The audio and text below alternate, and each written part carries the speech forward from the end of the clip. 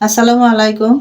আজকে আমি গলদা চিংড়ি রান্নার রেসিপিটা দেখাবো। তার জন্য এদিকে দেখো আদা পেস্ট, রসুন পেস্ট, কাঁচা পেঁয়াজ, কাঁচা মরিচ কুচি করে ধুয়ে পরিষ্কার করে রাখা হয়েছে। এদিকে দেখো লবণ, এইদিকে দেখো তেজপাতা, গরম মশলা, ডাল, ফল, লবঙ্গ, এইদিকে জিরার পাউডার। এই পাউডারের মধ্যে আছে গরম মশলা, ডাল, ফল, লবঙ্গ, গোলমরিচ এবং ভাজা জিরা। এটা সজের গুঁড়া, মরিচের গুঁড়া, হলুদের গুঁড়া, সয়াবিন তেল। দেখো মাছগুলো আমি লবণ হলুদ দিয়ে ভেজে নিব।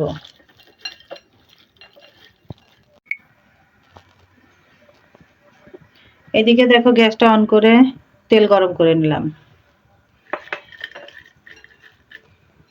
এই তেলের মধ্যে লবণ হলুদ দিয়ে মাখিয়ে রাখা মাছগুলো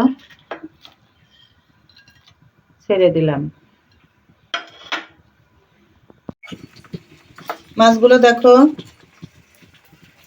ভেজে নিয়ে দেখাবো।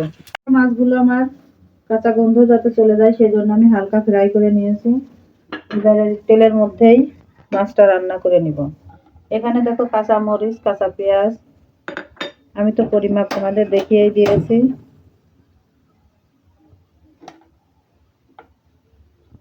এগুলো একটু লাল করে ভেজে নেব। পেঁয়াজ মরিচগুলো ভাজা হয়ে গেছে। দেখো দুইটা শুকনা মরিচ দিয়ে দিলাম, দুইটা তেজপাতা, দুইটা লবঙ্গ, দুইটা গরম মশলার ডাল এবং দুইটা ফল এবং একটা ডাল।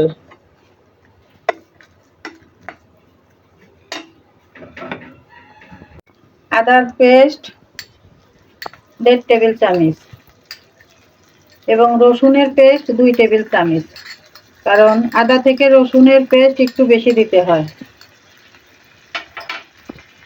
শুকনা উপকরণের মধ্যে দেখো এদিকে সজের গুঁড়া আছে 1.5 টেবিল চামচ,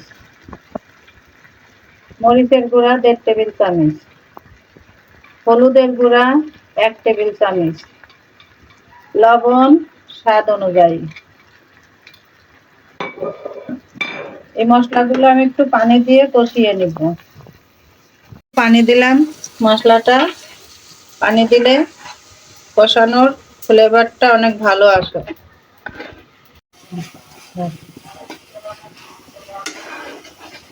মশলাটা আমি আরেকটু সময় ধরে কষিয়ে নিব।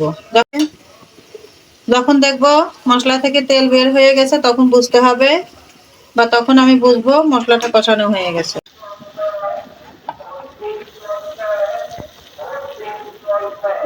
তেল বের হয়ে গেছে, এখন আমি মাছগুলো দিয়ে দিলাম।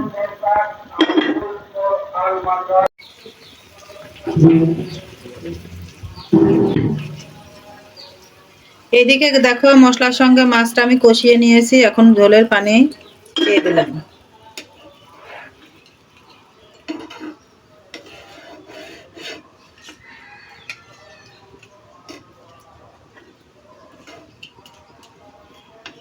ঢাকনা দিয়ে দেখো ঢেকে দিয়েছিলাম। এখন এর মধ্যে জিরার গুঁড়াটা দিয়ে দিলাম।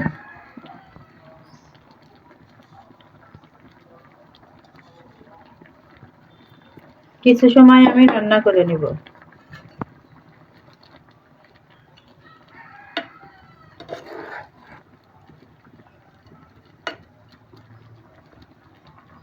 রান্নার ফাইনাল লুকটা দেখাবো।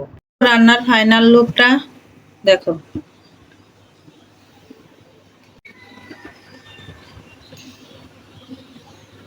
তো দেখো একটা নীতি বাক্য, যাকে তুমি বেশি ভালোবাসবে সে তোমাকে বেশি আঘাত করবে, যার জন্য তুমি যতটুক করবে সে তোমার জন্য কিঞ্চিত পরিমাণও কৃতজ্ঞতাবোধ প্রকাশ করবে না। শুধু নেয়ার জন্যই তোমার সাথে ভালোবাসার ছলনা করবে। নেয়া হয়ে যাবে, তোমাকে চিনবে না।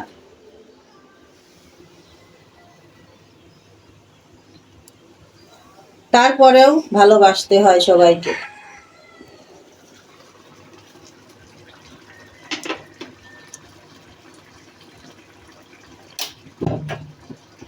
দেখো রান্নার ফাইনাল লুকটা, নামিয়ে পরিবেশন করে নেব।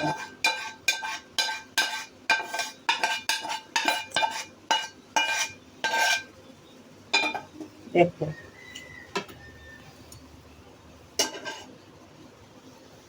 তোমাদের যদি ভালো লাগে তাহলে যারা ফেসবুক থেকে দেখছো ফলো কমেন্ট শেয়ার করো, আর যারা ইউটিউব চ্যানেল থেকে দেখছো সাবস্ক্রাইব করো।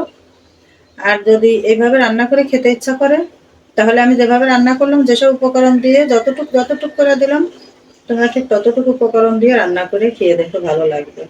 তাহলে আজকে এই পর্যন্তই। আল্লাহ হাফেজ।